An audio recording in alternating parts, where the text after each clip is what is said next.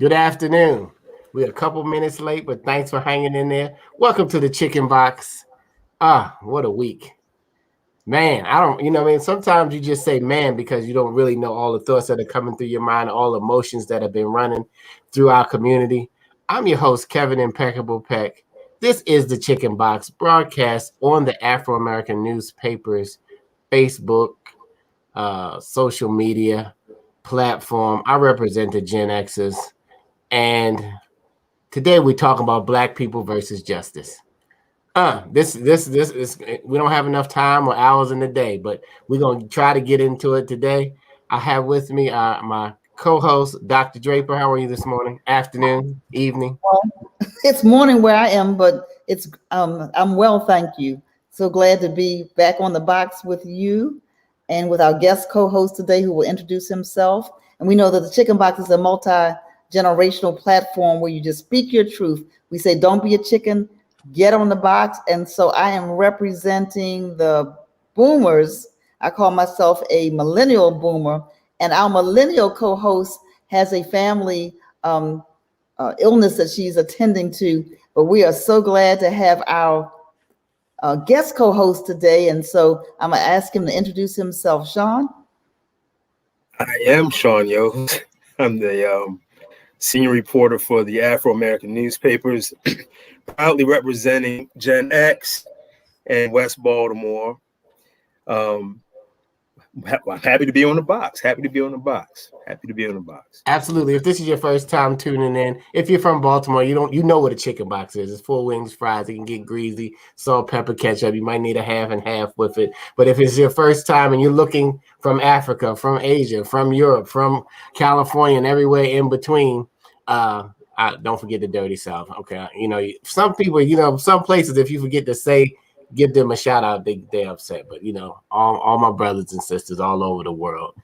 The Chicken Box is where we get to speak our truth. Now, before we get started, we're broadcasting again on the Afro American newspapers Facebook page. Do us a favor, hit the share button. If you share this information with someone else, it might not be for you, but it may be for somebody else. You never know what's said or shared that can help somebody get a further understanding or just help somebody's day. We have a fantastic guest. We got an action-packed conversation today. Black people versus justice. We all are in the week. We're in the glow, or we're in the or we're in the anxious, let down, or pick up, or whatever the emotions that have been going through your brain. But Dr. Draper, can you please introduce our esteemed guest today?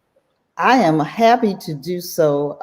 I consider her a friend, and she is known throughout the nation. But we are blessed that she is Baltimore City's state's attorney. And when she was sworn in as the 25th state's attorney and for Baltimore City, it made her the youngest chief prosecutor of any major American city. She's born in Boston, and she understands. We have a state's attorney who understands firsthand the impact of trauma. She experienced it, unfortunately, in her own family, and she went to law school, as we know.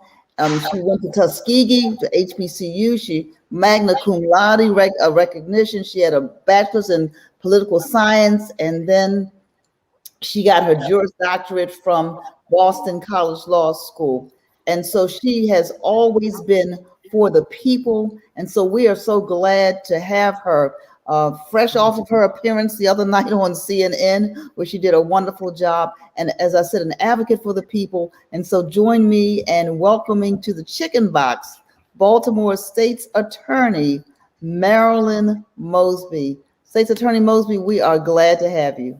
No, thank you for having me, Dr. Draper. I'm so honored that you would even request my presence. Sean, Kevin, I love these two so much that have been about the work of our people, and I'm just honored to be here. Absolutely. We're getting into it. Rachel, Byron, Chippy, Jay, Michael, Cynthia, Jewel, Lana. Hey, put a comment if you're just feeling good today. Just put a 1 in the chat. I don't know how everybody is feeling, but I saw your comment, Michael, and it made a lot of sense. Justice isn't saved until all 4 killer cops are arrested and jailed. Thus far, we are 1/4 of the way.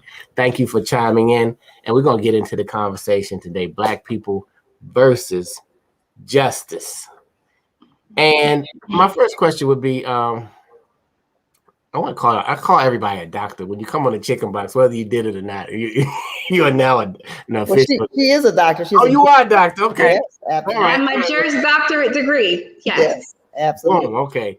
I got to get my life together here. Dr. Mosby, can you just define what a justice system is, or the criminal justice system? Because, we operate in systems, so that maybe we can start there and just see the system that we've been operating in. We all know that we don't agree with everything in it, but just to get a quick overview of the system. So I think, coming out of the Chauvin trial, one of the things that I've been emphasizing, I think that the prosecution did a phenomenal job, right? I think that watching that, the stakes couldn't be higher, and that family of George Floyd deserved justice. For their loved one being killed on camera the way that he was for 9 minutes and 30 seconds. But more importantly, the stakes couldn't be higher because as a country, the world was watching. And the only thing that I disagree, I think Keith Ellison was phenomenal. His prosecution team, they proved every element of the offenses charged. I think that without that video, I think that was extremely hard to contradict. But the only thing that I disagreed with when it comes to our justice system and what it means for Black people in this country is that the prosecution made the argument that this is not about policing in America. And I would argue, and I would contend that this is absolutely about policing and Black people in America. What George went through, what Derek Chauvin did is absolutely our experience in the criminal justice system and our experience as Black people in this country. So when you consider the infliction of excessive force, the violation of de-escalation policies, the refusal to render aid, the complete and utter indifference to the lives of Black people, that is exactly what it has been for Black people in this country. And this is not something new. This is something that was imposed upon us. There's a culture, a systemic culture that needs to change in policing in this country. This was imposed upon us since the United States Constitution carved out one exception to the abolishment of the dehumanization of slavery, which was that for criminals. And since that time, we as Black people have been depicted. We have been stigmatized as criminals over and over and over again, no matter who and what we are doing. This is why, we look at a lieutenant in the United States Army with full uniform that can be inflicted the same sort of approach that has been imposed upon Black people every single day, the brutality, the over policing and overly dominant policing that is inflicted on us. And so it's time. I'm cautiously optimistic because this is a first step in accountability, which wasn't being had in this country, but we have so much more work to do. Absolutely. We absolutely have a lot of work to do. And there you have it, ladies and gentlemen. I see that comment from Sylvia, full steam ahead, Queen Marilyn Mosby. And listen, we're going to talk sometime during this show about the attack that you are under, as well as other states attorneys, female states attorneys in particular of color across the country, St. Louis and other places, because you're taking this stand that you are taking. I want to ask Sean to jump on the box for a little bit, because Sean Yoes followed closely the Freddie Gray case. Marilyn Mosby prosecuted that case, those officers. It didn't turn out like this one did, but Sean ended up writing a book. So Sean, you want to weigh in on this justice question? Sure. I would, first of all, remind people that the state's attorney was one juror away from actually getting the result that we were looking for in the murder of Freddie Gray. I mean, you said very poignantly, S.A. Mosby, we don't believe that Freddie Gray killed himself. So bringing those officers to justice was the impetus of all of your actions when you came forward on May 1st. Let me just ask you, in the 6 years since, because on the 19th, that was 6 years since the death of Freddie Gray. In these 6 years, you have found yourself, Dr. Draper alluded to it, you have found yourself the target, like other prosecutors of color around the country, found yourself the target of forces, really a target of systemic racism, to make it plain. Because you have been someone who has been a progressive prosecutor, and one of the leading progressive prosecutors. Talk about what these last 6 years have been like, carrying that mantle or holding up that mantle of trying to inject humanity into a justice system that has stripped Black people and people of color and poor people of humanity for generations. So Sean, I appreciate the question. You know, I am not a victim, right? I knew what I was signing up for. And I can just tell you that the past 6 years have not been, personally, they've been a sacrifice. I've been mocked, I've been ridiculed, my competency was called into question. I was, you know, without calling into question the very systems that prevent police accountability for years, you know, I've been sued and I won. And so, you know, at the end of the day, one of the things that I understand and recognize is that when you're pushing against the forces of the status quo, when you're pushing against those forces of mass and rectifying, attempting to rectify mass incarceration and racial inequities in the criminal justice system, there are always going to be keepers of the status quo. There are always going to be those individuals that say, oh, but crime is going to go out of control. We can't do that. We have to continue to do what we've been doing. And there are people who are comfortable with the idea that you can make eye contact with police in a high crime neighborhood and be unconstitutionally arrested and end up dead. There are people in this system, the prison industrial system, the treatment facilities, right, that have come against me when I said, we're not going to prosecute these low-level offenses that have nothing to do with public safety, because for Black people in this country, it ends and leads to a death sentence, failing to turn on a turn signal. You allegedly selling loose cigarettes, allegedly passing a counterfeit bill during a global pandemic for groceries, air fresheners in your car can lead to a death sentence. And what I've always been very adamant about is that not on my watch. I'm never going to be complicit in the discriminatory enforcement of laws against poor Black and brown people. And there are people and forces that come against you.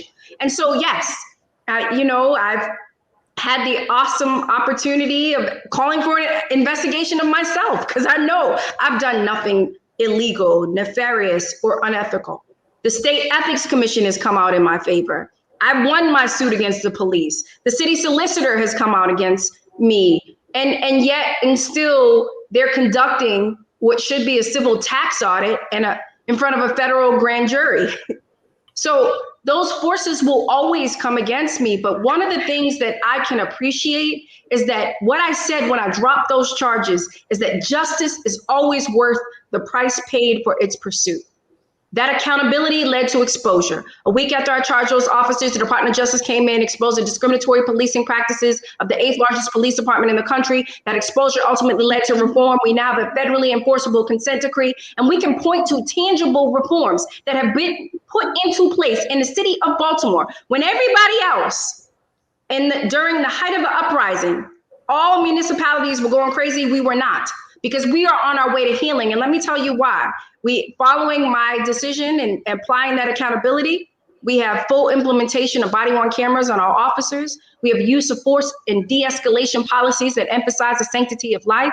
We have affirmative duties of officers to intervene when their fellow officers cross the line. There's a mandate to request a medic when a prisoner requests it. There's a mandate to seatbelt all prisoners. There's even cameras in every single one of those police vehicles. So we don't have to rely on circumstantial evidence. And last but certainly not least, when the police officers, we had to rely on police witnesses, training officers, the Fraternal Order of Police that touted sabotaging the Freddie Gray case.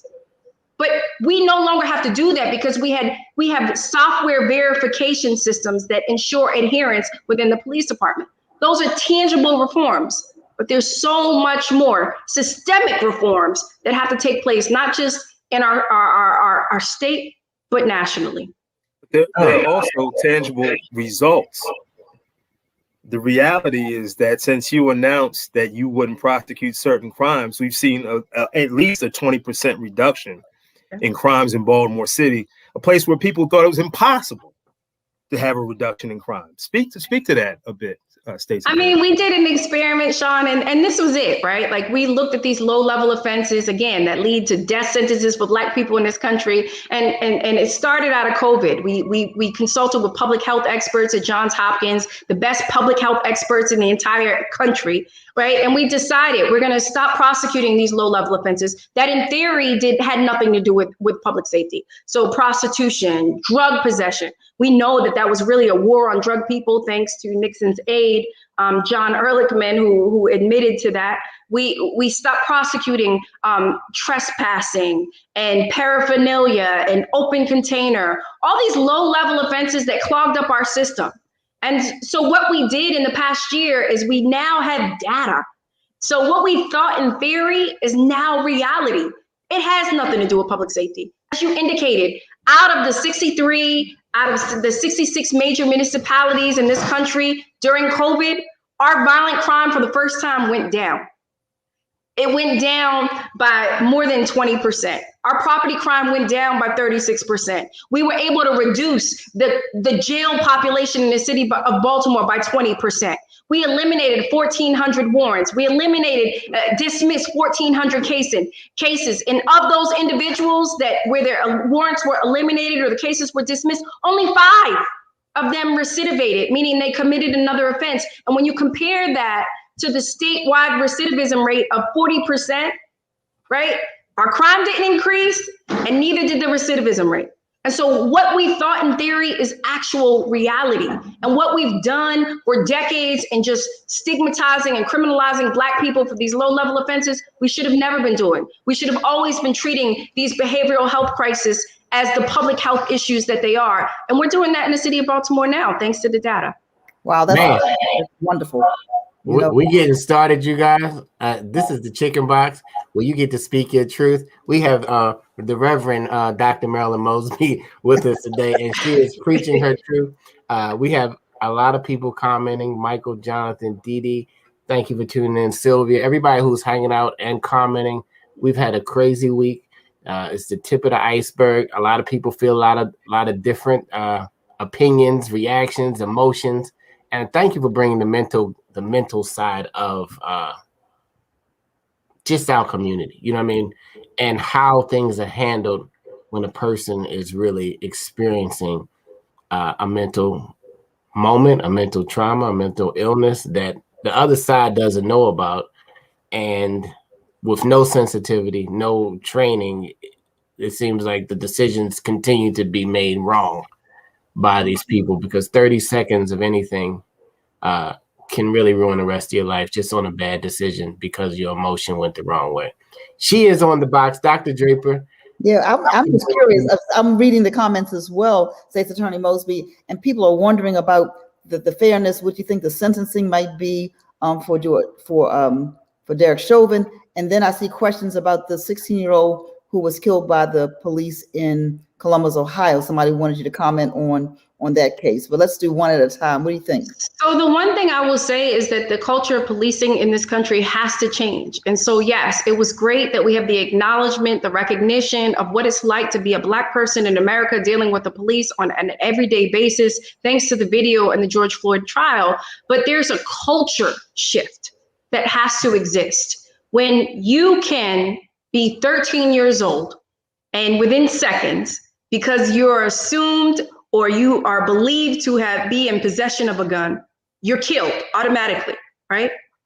But you have a Kyle Rittenhouse, a white boy, who can walk through and pass by and be given kudos by the police department while he's walking with an AK-47 and just shot people, and yet he lives to see another day. The justice system has to change. And so that recognition is great. This is the first step. But the second step is, okay, what are we doing to implement systemic reform? What are we doing to ensure that police aren't investigating themselves? What are we doing to repeal the Law Enforcement Bill of Rights, which is a way for the police department, it ties the police commissioner's hands from getting rid of problematic officers? Right? What are we doing to ensure that police don't circumvent the communities that they represent? We tried Freddie Gray. We didn't have that direct evidence, that video evidence. We had to rely on these police witnesses. We saw the crumbling of the blue wall of silence in Chauvin trial. But most importantly, in the Freddie Gray, when we tried that case, as Sean so eloquently stated, we tried that case in front of a jury. We came close to a conviction on numerous charges. And then what ended up happening? They thought they were going to get deferential treatment from a judge who time and time again acquitted them, right? So there are systems that have to change. Civilian oversight over these administrative hearings. There's no reason why those officers should be on the force. But we're not just talking about, and I'm excited, we've been able to discuss it. I've been battling my colleagues in so many different counties. I'm not going to name them, Baltimore County being one, for the past 6 years, right? Who have come at me with everything that they could.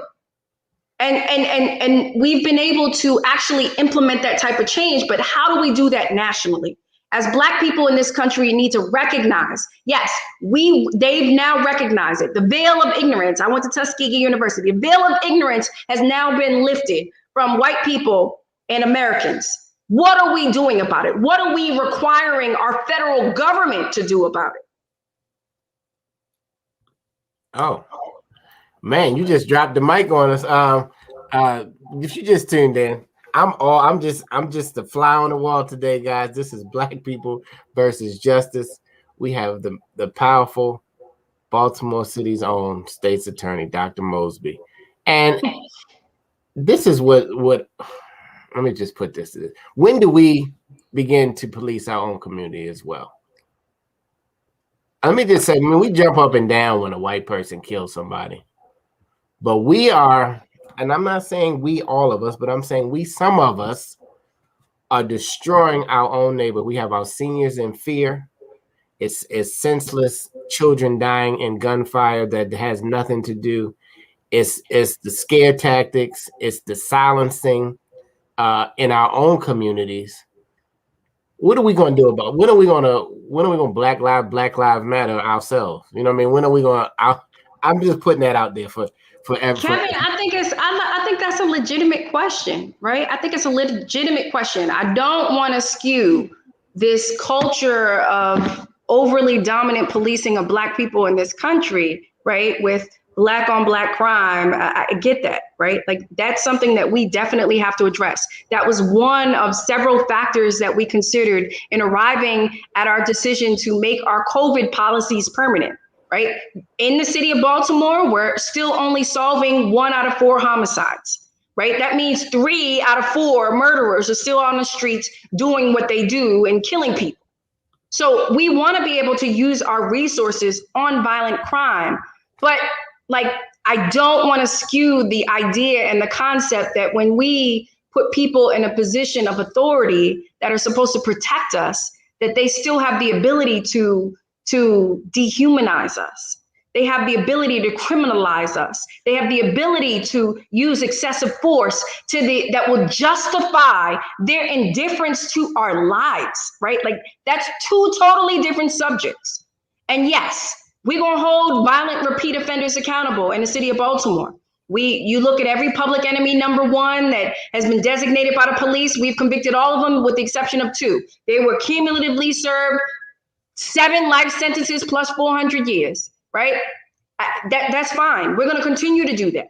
But at the same time, we have to talk about the systemic reform and ways in which we can implement it so that the lives of our babies, the lives of our women, the lives of our men who are dying each and every day at the hands of police, it's unacceptable. And we got to step up in this moment and we got to implement that. We got to move from protest to policy. And so I get it. We can continue to protest. I think that's great. We can organize, but make sure you're electing people who are going to stand on principle for Black people in this country. And I'm sorry to say it, but 6 years in, there's not enough of us in the city of Baltimore that stand for the principles of Black people. They will distance themselves from me in a heartbeat because I'm too controversial. We need to elect people that are going to stand for our city and for our people. Wow. Sean, you're giving us the church finger. Come on in. So let me ask you about, and obviously you're working on the prosecutor side. Obviously you work very closely with law enforcement and the police department. What do we have to do to change two things as far as policing is concerned?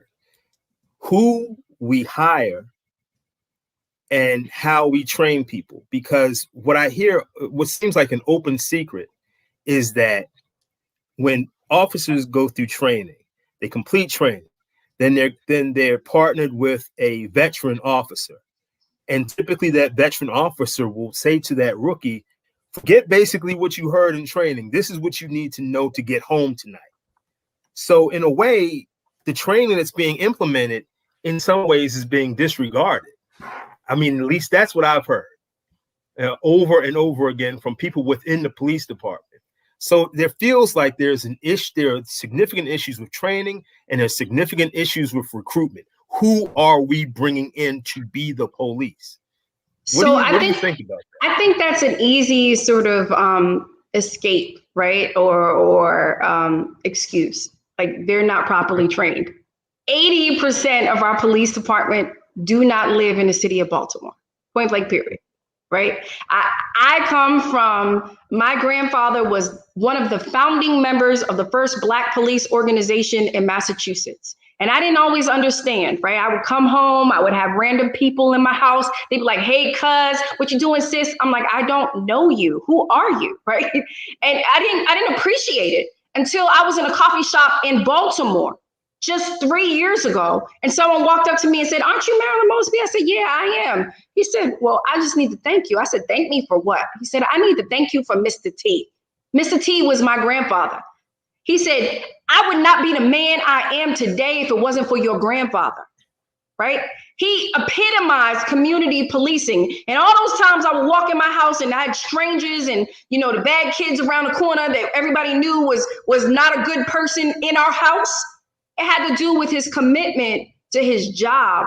And so we look at what's happening. It's not a training issue. It's a cultural issue. It is a cultural issue that we have got to change.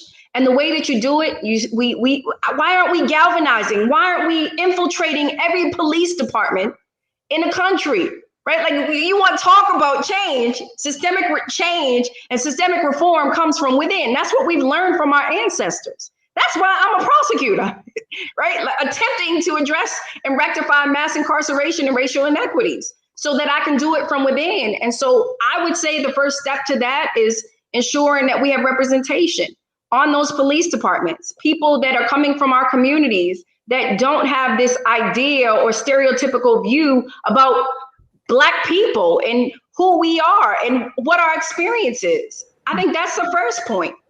I agree with you. Go ahead, Sean.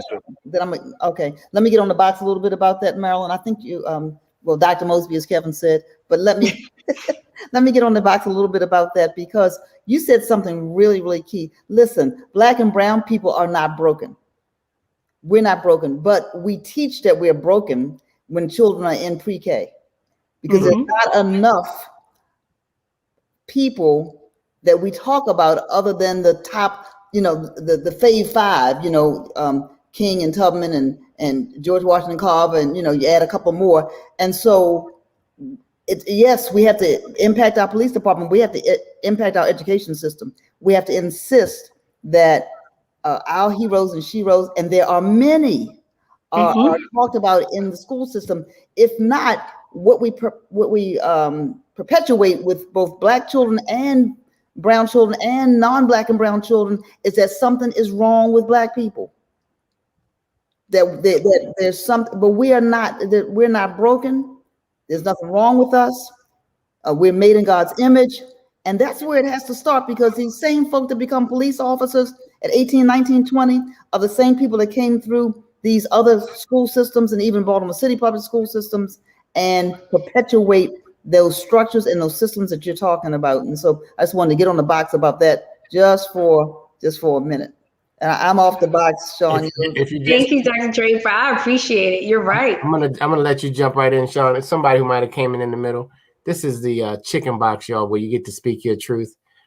Broadcast on the Afro-American newspapers platform. Over 128 years of informing, inspiring, and educating, and telling the truth for our people. We're not owned by anybody else but a family that's been in Baltimore for 128 years. So nobody can shut us up, and you know you can't shut up Sean. And so, so we're gonna. And that's what I appreciate. That's why I'm here. We're gonna speak our truth. And we're gonna make sure that our voice is always heard and continue to be. And that's how nothing changed, y'all. Okay, we did get 3 Gs. I call it the 3G. That's the only time you want a 3G, not on your phone anymore. You want 3 guilties. But this has been happening for so long. It's just that our information system is so fast now that we can get the word out in like real-time speed compared to before, because all of these things, these crimes and these injustices, things that have been repeatedly happening, are now just coming to light because of our information system. So thank you for tuning in, and thank you for continuing to share, because when we share the information, it brings light to the situation. And then possibly, because I say possibly, we had an Afro board meeting, an Afro staff meeting, and we were watching the verdict come, and we had mixed emotions inside of our own family. Who thought he was going to be guilty? Who was pessimistic? Who was optimistic? Who, and I think the nation, and especially in the Black community, we all had mixed emotions about it just based on previous results. But a new day has started, and you got to take a win with a win. You can't just keep dwelling on the L's, because we have a lot of L's, but we have a W now. So, but the W is also us sharing the information. Sean, I'm gonna bounce it to you, and then I'll let Dr. Mosby speak to it. That was what you alluded to, State's Attorney, was changing the culture of policing, and I'm wondering if the beginning of that change starts with going back to my question, who we are hiring to be police. Because if 80% of the people who are policing Baltimore City don't live in Baltimore City, I would argue don't know anything about Baltimore City or the people of Baltimore City. In a way, and I posted this the other day, the title public servant becomes a pejorative. It's not something that's prestigious. It's something to be looked down upon. They're coming in as almost an occupying force. At least that's what it's been like for generations. The people of Baltimore City, Black people, poor people of Baltimore City, have felt like they were operating under an occupying military force. So what needs to change in order to change that dynamic, or change the equation of who we bring in to be the police? So, I think you've hit the nail on the head. It has been an occupying force. That is the perception of community relations. That is the reason why we're only solving 1 out of 4 homicides in our city. That is the reason why a 14-year-old can be shot in broad daylight and we get no communal support, right? There's this distrust of police and the engagement. When you think about the broken windows theory, the zero tolerance policing, the pattern and practice of discriminatory enforcement that has been imposed upon Black people, the GTTF scandal, where you had officers who were literally planting guns and drugs on Black people all across our city for decades, right? So all of that attributes to what we are dealing with right now in our city. And so that culture is something that has to change. And I do believe that it starts with who we're recruiting.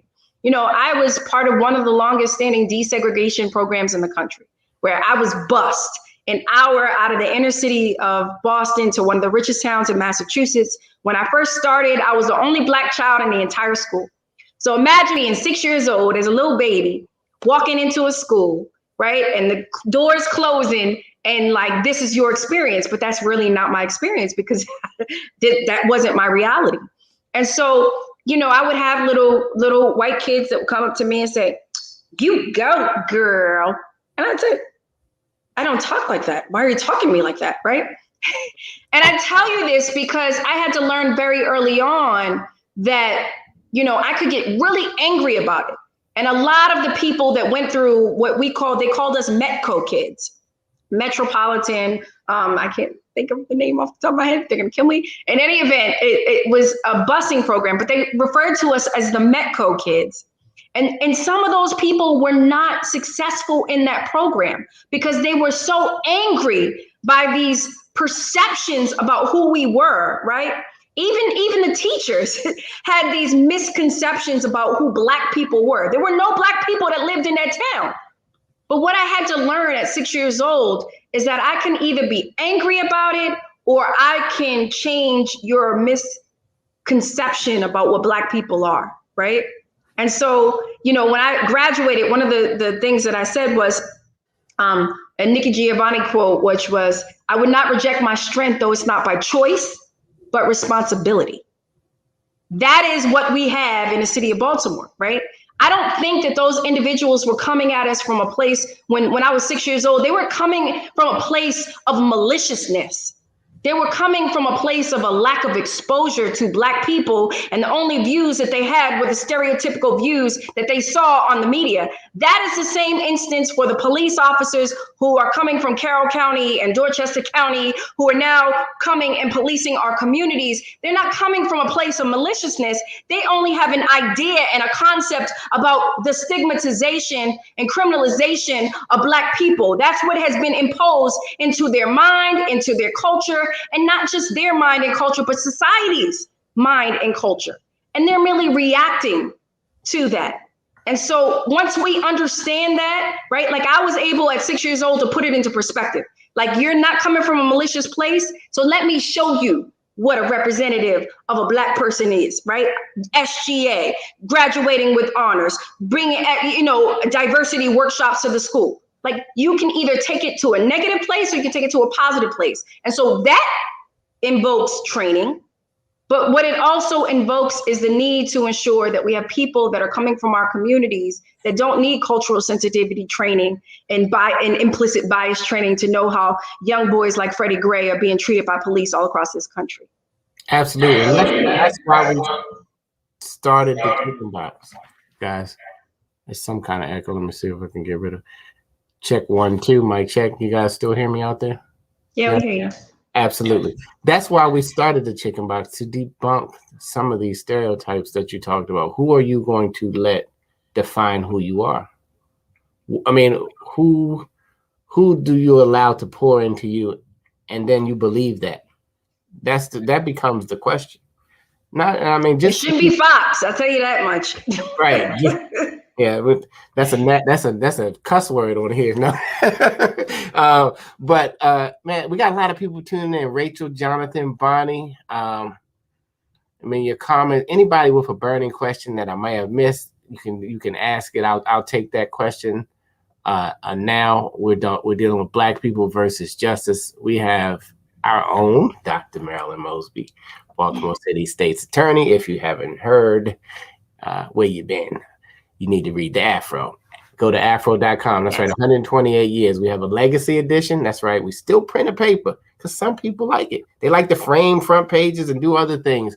But then we right there with you every step of the way on afro.com on all of your mobile devices. Listen, and for less than 2 Uber Eats, y'all, and we know you're doing Instacart and all that other stuff, you can have an Afro subscription. We don't operate for free. White, I'm not going to say that. People just don't line up to give us money because we're Black. And if we don't support our own institutions, who will? Can I just chime in and say, you know, the Afro, Sean wrote a story just recently about these investigations into me and my husband that was accurate. Like, you're not going to get that perspective from other mainstream media that I'll like you. I won't call them out. I like how you said other mainstream media, which means a lot of times we put ourselves in the minority box. No, not at all. Because we are mainstream. We mainstream culture. Everybody copies what we do. And we got to support one another. And so, you know, the Afro is something that I will always be here for, no matter what, because this is our outlet. This is our ability to be able to tell our stories. And they've been doing this for so long. You all are the experts in doing it. And so I'm very supportive, and I need us as a people to be supportive, because this is the way that we are going to get accurate, reflective information about our communities. Absolutely. I have a question from Craig Talley. He says, can settlement funds come from the police fund and not the taxpayer money? Settlement funds. So is he talking about like the money that is with reference to like when there's a civil suit? I think so. So typically that will come through city sources, because depending on the allegation, if the police officers were under the force or under the authority of their position, then oftentimes people will sue the city and say this is a result of that person being in this role, like the GTTF officers, right?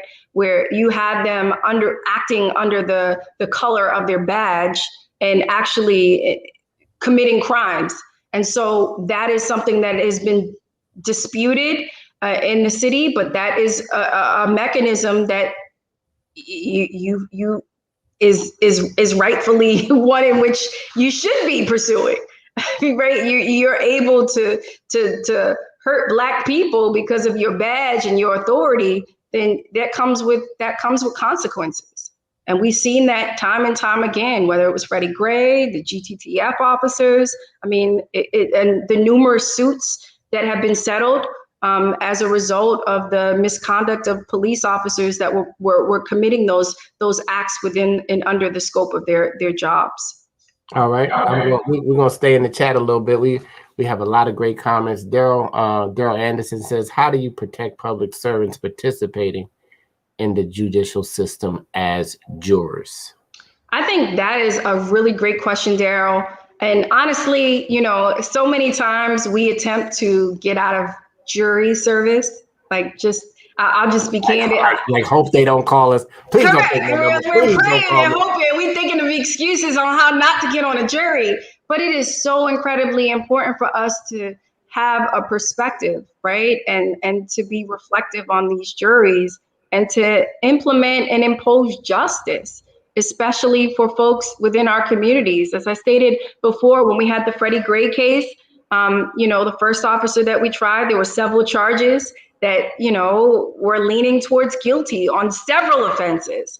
And so if you're not at the table and you're not able to like provide your perspective and your insight, then you really can't complain about police accountability. You ain't even willing to get up there to serve on a jury. Like, really?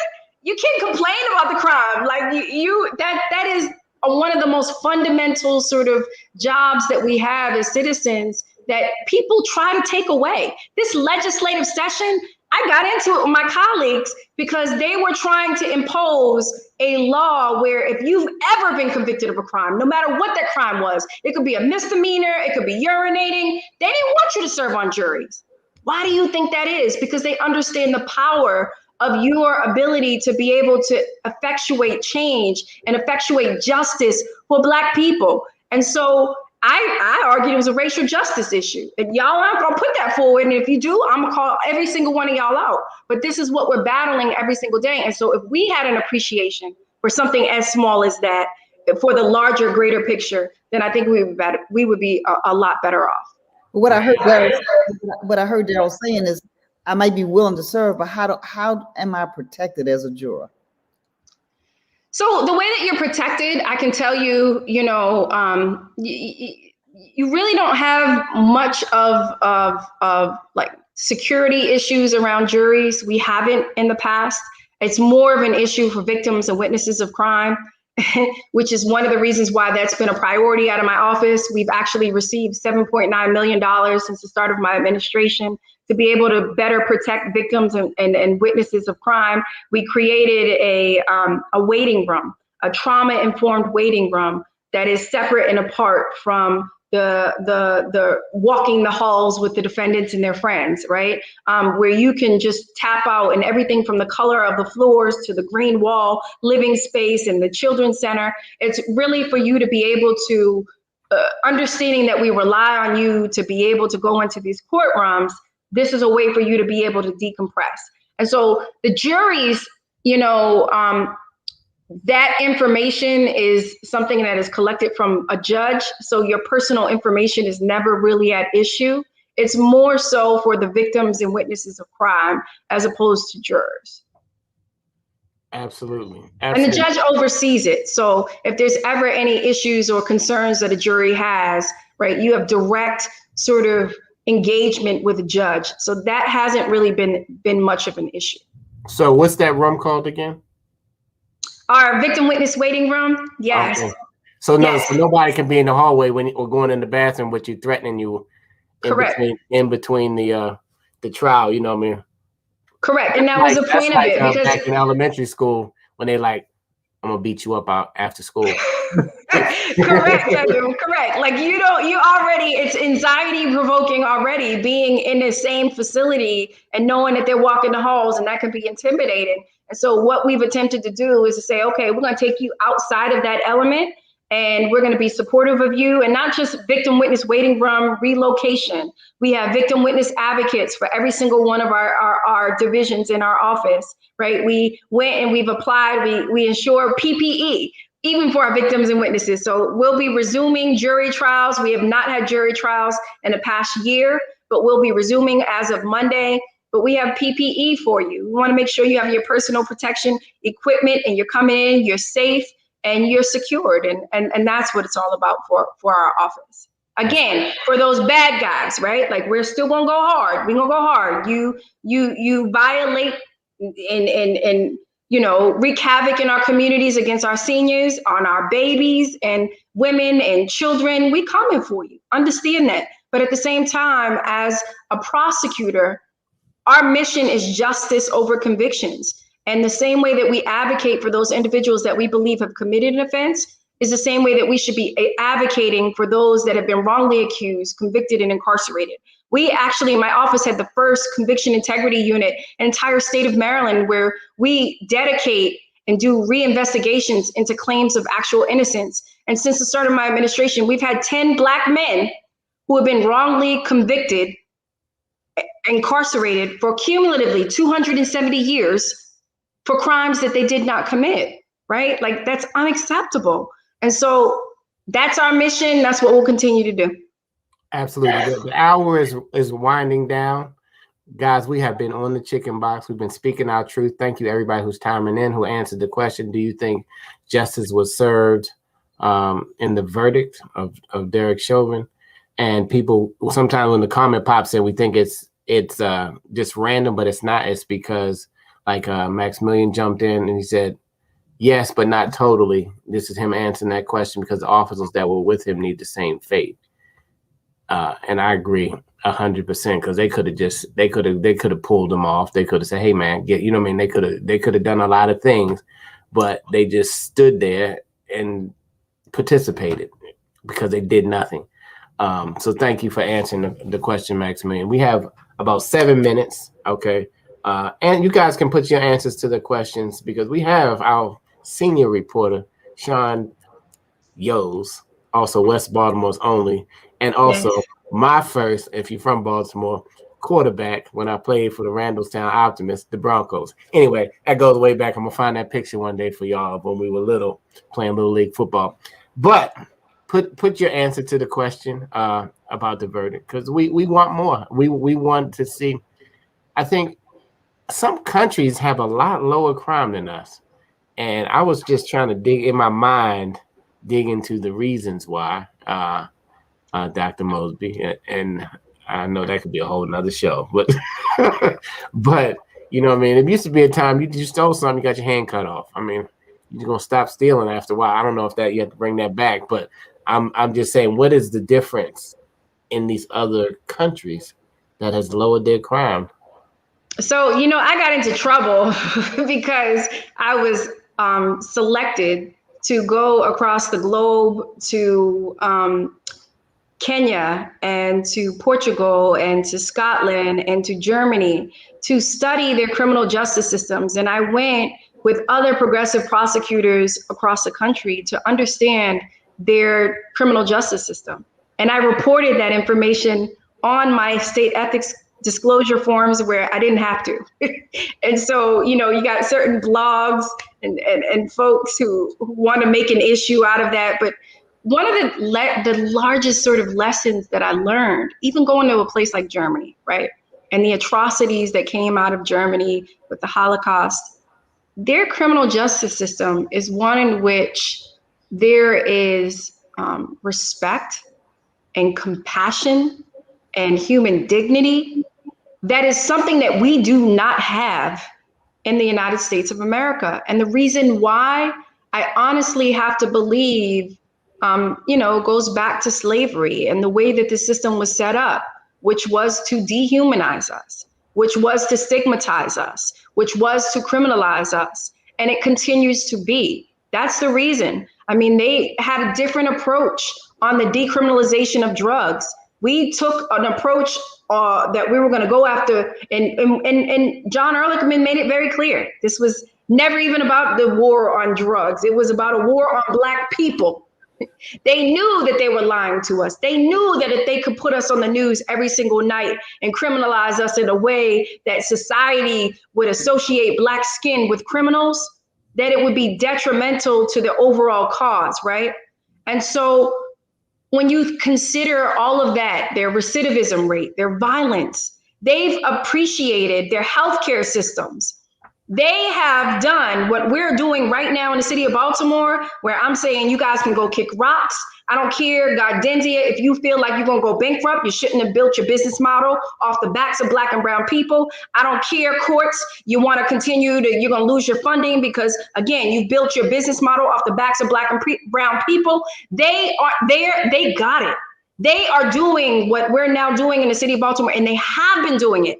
They have social workers, they have therapists, they have people who are gonna actually address the behavioral needs of those communities, the healthcare needs of those communities, and they don't overly police Black people the same way we do in our country. That's the difference that I saw. Absolutely. Thank you. Because, you know, we might have to have a part 2 to this Black people versus justice just to get into it, because I want to respect everybody's time. But I'm going to give everybody who's chiming in. We got our Jules. We have some Jules at the Afro. They show up every week. Thank you, Jules.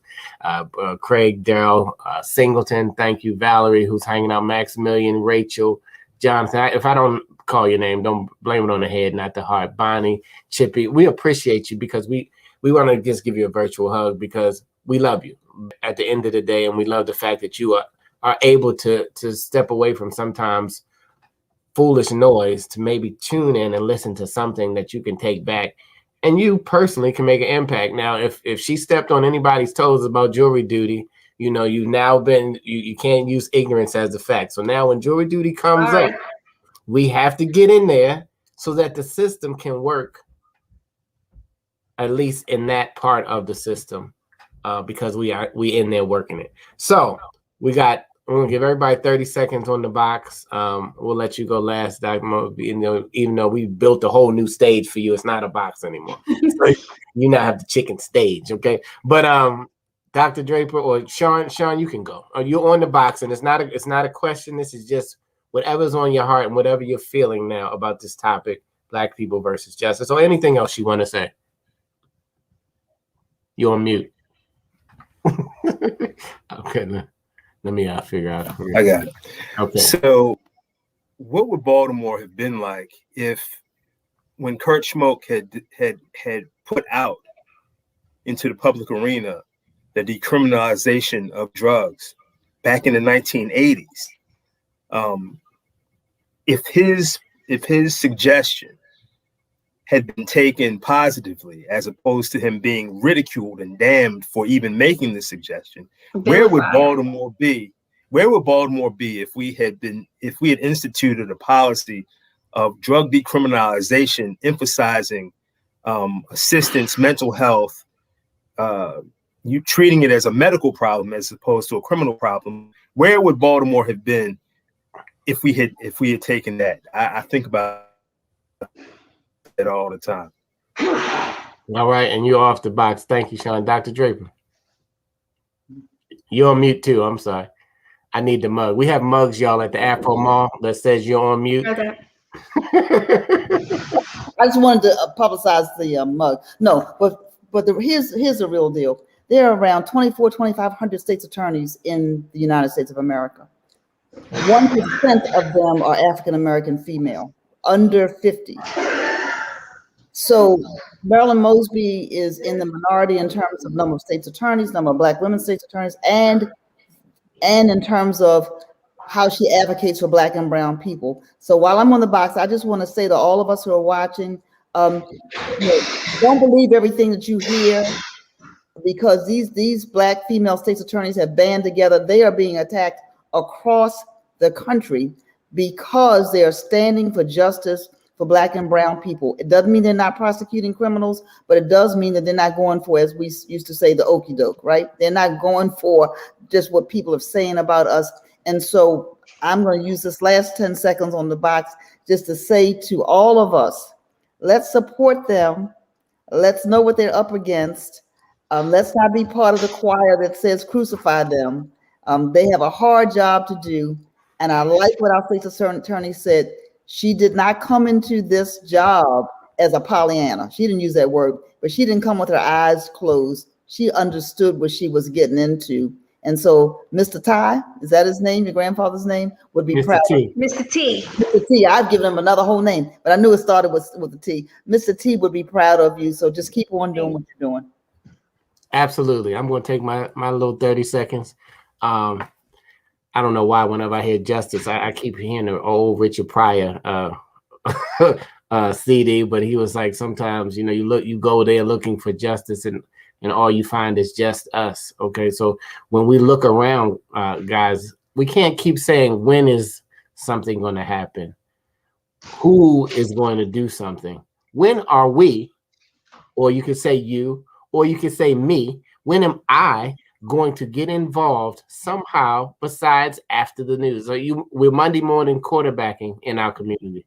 We Monday morning quarterbacking, and when we vote, we Monday morning quarterback when we always have a comment on social media, but we never have a hand to help out in your community. When's the last time you went to PTA? When you went to something for your kids in school? When's the last time you got involved in a community association meeting? When's the last time you really held your people that you voted for to what they said they were going to do? Because, they all come with promises of saying what they're going to do, but when do you really get accountable? Do you come to the town hall meeting? When do you take time out to really get involved? And when do you speak to somebody in your community? When do you take a young man or a young woman and just speak something kind or speak some life into them?